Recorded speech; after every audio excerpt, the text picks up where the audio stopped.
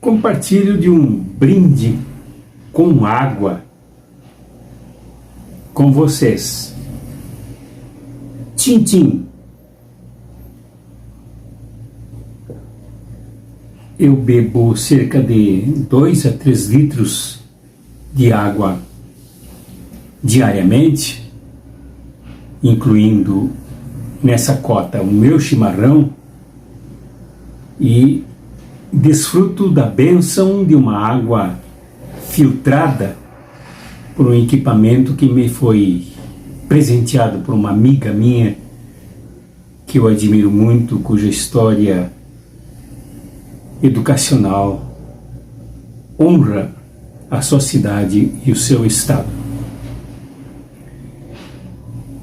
Por falar nisso, convido para brindarmos também com os likes aqui, que vem aumentando, felizmente, com as inscrições no canal, para formarmos a nossa comunidade aqui em formação em nosso canal Cartas Proféticas.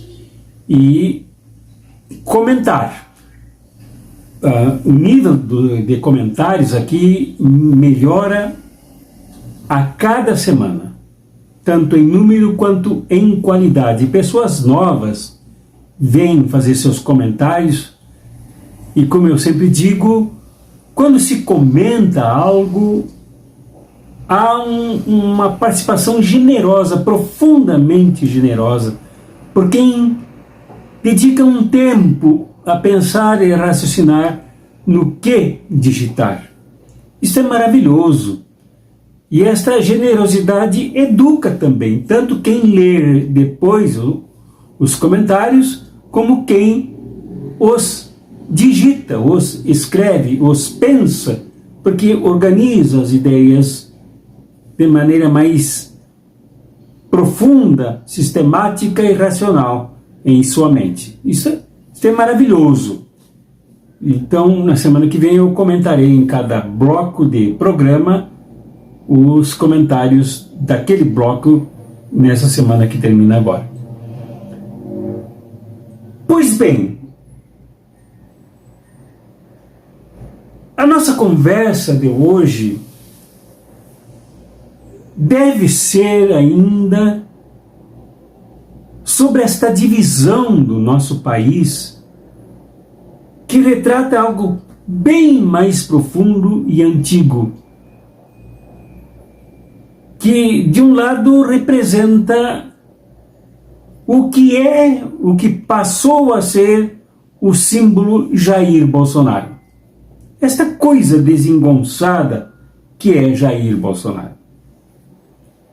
Do outro lado, um país que geme, que sofre na construção do seu caminho democrático, do seu Estado de Direito, de justiça econômica e social, com dignidade para todas as pessoas, prioritariamente para quem produz, para quem trabalha, a classe trabalhadora. Pois bem, do lado então aquele outro, que chegou a ser assustador e ainda tem algumas marcas tenebrosas, eu conto com 2 sobrinhos que representam milhões de brasileiras e de brasileiros aqui, enquanto comento. Ambos são trabalhadores, homens trabalhadores, homens adultos trabalhadores. Um que tem a sua base de vida e de trabalho empregatício, Uruguaiana, Rio Grande do Sul, é um profissional da direção como caminhoneiro. Indiscutível e competente caminhoneiro motorista que conhece as estradas do Brasil inteiro e de boa parte da América Latina no transporte de riquezas. E aí é que está um ponto importante: transporte de riquezas. Pois esse meu sobrinho, que eu conheço desde antes de nascer, desde a barriga da sua mãe, a minha irmã, me surpreendeu em 2018 com uma foto de Jair Bolsonaro no seu perfil. Quer dizer, substituiu a sua foto pessoal, se encobriu como pessoa, sumiu como pessoa debaixo desta coisa chamada Jair Bolsonaro. Uma coisa assombrosa isso. Uma coisa que merece interpretação. A gente tem que procurar entender o que isso significa. Eu o interpelei. Disse, mas como, meu sobrinho amado? Alguns meses eu o havia encontrado em Uruguaiana, ele fez a gentileza de ir ao meu encontro no lugar onde eu me hospedava para fazer uma palestra. E com saudade dele, com base no nosso afeto, eu o interroguei, eu questionei, mas como um trabalhador pode ter no seu perfil, cobrindo a sua foto, sumindo debaixo de uma propagandeando Jair Bolsonaro como candidato a presidente? Resposta do meu sobrinho que merece meditação. Tio, ele pretendeu ser respeitoso. Tio, religião e política, cada uma tem a sua. Não sei o que ele entende de religião. Posso garantir que até onde eu sei, nada. Mas ele usou a figura religião para dizer que esta não é uma figura coletiva, não é o que diz a origem da palavra em latim, religare, religião, religare, portanto, necessariamente coletivo. Ele disse que cada um tem a sua. Cada um se liga consigo mesmo e deu. E política, ele não me disse o que entende por política, se é que entende, me parece que não entende nada de política. Mas deu uma ideia do que é política para ele. Política é a escolha de um candidato, ou de candidatos. Isso é política para ele. E depois me bloqueou. Me bloqueou no WhatsApp, no telefone e também no Facebook. Isso também é significativo. Bloquear pessoas queridas, pessoas da família, pessoas da mesma condição de classe, embora eu seja professor universitário, ele é um caminhoneiro, ambos pertencemos à classe trabalhadora. Bloquear o outro é também significativo. E não é somente nas redes sociais, nos contatos, nas agendas telefônicas. É um bloqueio mesmo, bloqueia a pessoa. Ou como diz o Messias dele, cancela o CPF. Mais ou menos significa isso, bloquear o outro. Agora eu me pergunto, infelizmente ele não teve suporte para a gente continuar perguntando. Sinceramente gostaria das respostas mais profundas dele, da sustentação racional dele, da consciência dele para essa decisão absolutamente incongruente, contraditória e ilógica para a condição dele como classe trabalhadora. Esse é um caso, já volto a ele. O outro caso é do outro sobrinho que trabalha no agronegócio e ele enviou para o grupo da nossa família, enviou também para mim, vídeos mostrando grande quantidade de grãos sendo despejada de tubulações de máquinas colheitadeiras de soja no plantio, dizendo: olha meu ganha-pão, esse é meu ganha-pão. Feliz da vida por trabalhar no agronegócio, mas como peão, como empregado. Ele casou, ele me disse que casou com uma professora, eu não a conheço. Não sei se a professora com quem ele casou é filha de um proprietário rural, de um chefe do agronegócio, e ele tenha ser vendido por esse casamento, não sei. Só sei que ele trabalha para o agronegócio.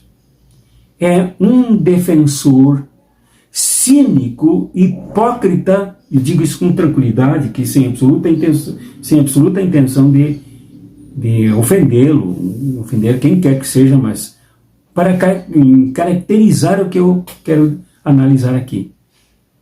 É cínica, hipócrita, porque ele diz que é contra a política, por isso que ele votou em Jair Bolsonaro, por isso é contra Lula. E quando fala em Lula, ele necessariamente espuma pelos cantos da boca, fala com ódio. E não gosta de política, mas enche a minha página do WhatsApp com vídeos, com coisas e tal, sempre contra aqueles que defendem a democracia, que defendem uma economia minimamente injusta, que defendem o Estado de Direito e assim por diante. E diz que não gosta de política, não fala em política. Como é um guri que foi abusado pelo pai, maltratado pelo pai, por qualquer coisa era surrado, ele também defende, impressionante isso, ele também defende que as crianças pobres sejam maltratadas, e chama as crianças pobres de filhos de Lula. Precisam ser maltratadas para aprenderem a não roubar, a não serem corruptas. Ele defende os maus tratos e os abusos contra as crianças. Até me referi isso a num vídeo que está aqui no YouTube, vocês podem procurar. Bom, a minha pergunta é: como podem dois trabalhadores e milhões de trabalhadores, filhos de trabalhadores, netos de trabalhadores, sobrinhos de trabalhadores, aderirem a quem é contra o trabalho e contra a justiça da classe trabalhadora, contra os direitos da classe trabalhadora? Sim, porque Jair Bolsonaro, além de ser ultra neoliberal, o que já é uma coisa estrondosamente negativa à classe trabalhadora, é fascista, nazi-fascista. E não sou somente eu que digo isso. Intelectuais vêm afirmando isso com base em pesquisas, e me basei um pouco para falar sobre isso no professor Michel German, sociólogo da Universidade Federal do Rio de Janeiro e presidente do Instituto Brasil-Israel, que diz taxativamente que Jair Bolsonaro, desde muito cedo, mostra-se nazista. Portanto, na prática, demonstra o horror à classe trabalhadora.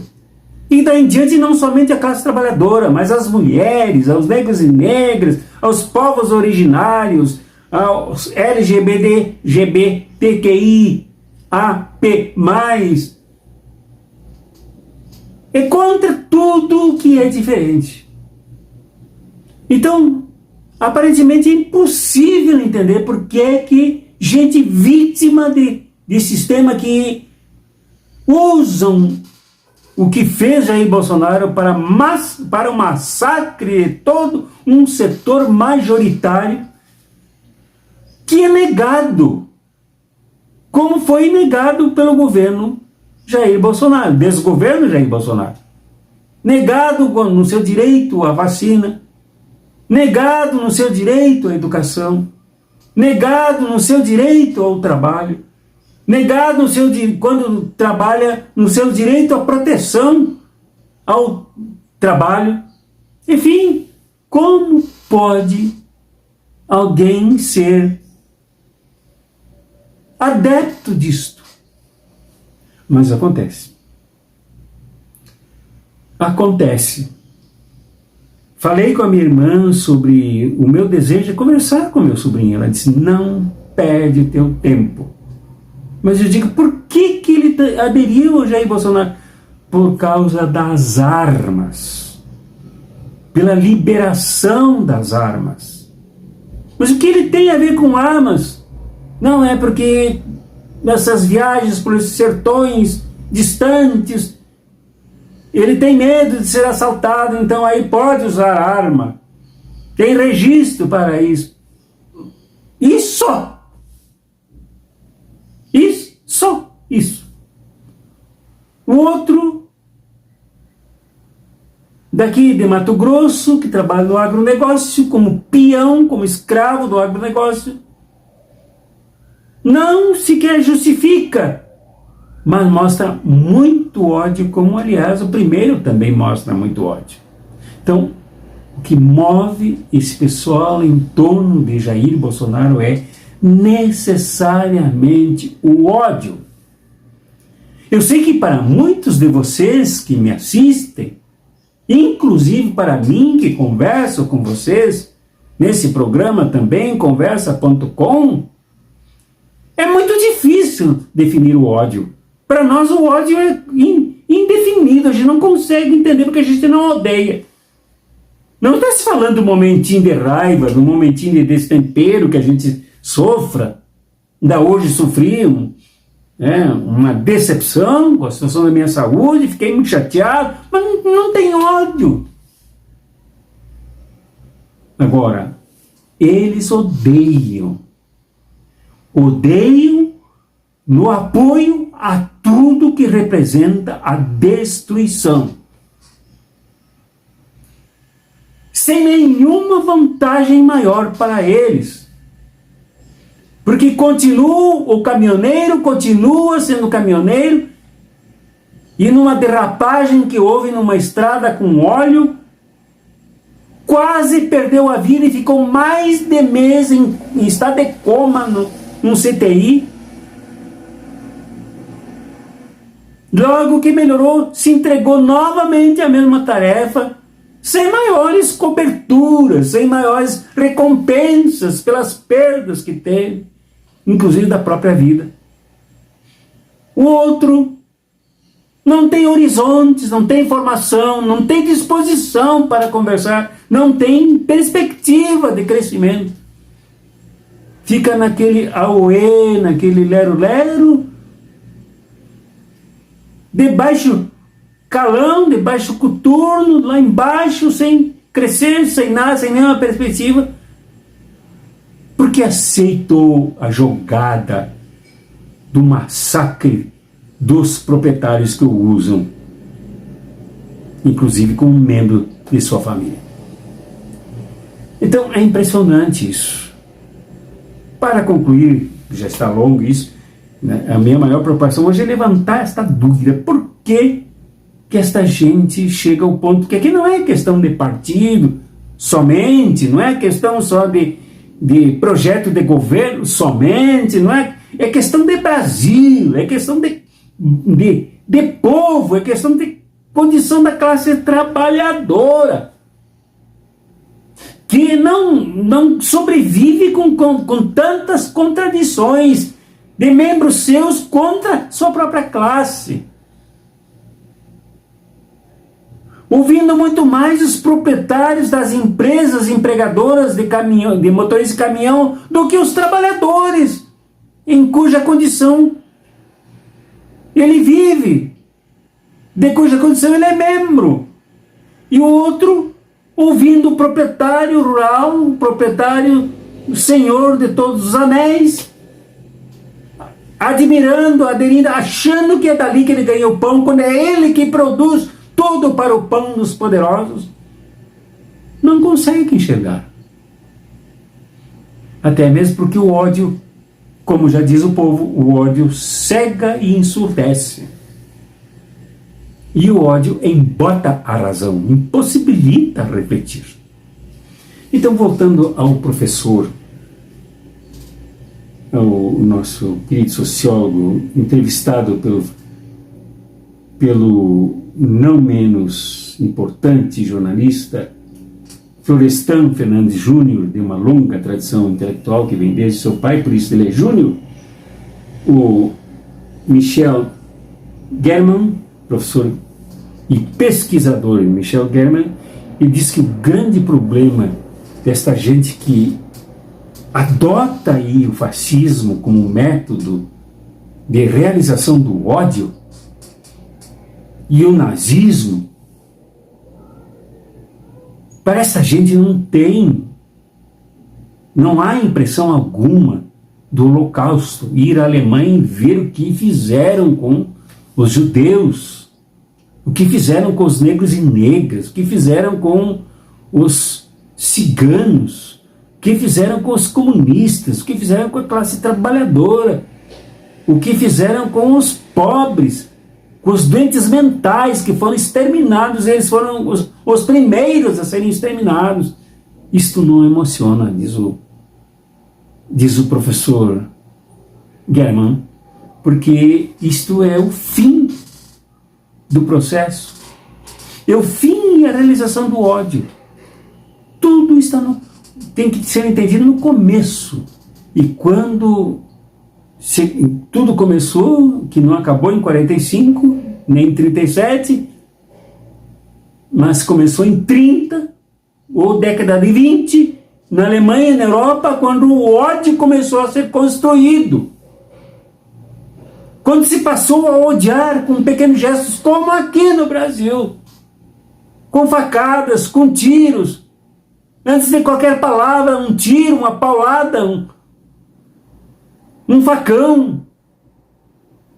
É o ódio incentivado e cultivado que é o grande responsável pelos desastres que existem, inclusive, da eleição de Jair Bolsonaro, que foi uma tragédia para o Brasil, uma desgraça para o povo brasileiro, uma devastação para o meio ambiente e um mau exemplo para o mundo. Então, o ódio descontrolado de setores que não têm convivência, que não têm o sentido profundamente coletivo, onde se constrói o afeto, o amor pelo outro, a solidariedade pelo outro, o respeito pelo outro, a promoção pela dignidade da vida do outro, se chega a coisas como o que ocorreu com o Holocausto na Alemanha e a coisas como a eleição do capiroto aqui no Brasil. Isto tudo é ponto de chegada e não início. Por isso é importante esse trabalho, apoiado pelo Ministério da Justiça, Segurança e Cidadania, que tem como ministro Flávio Dino,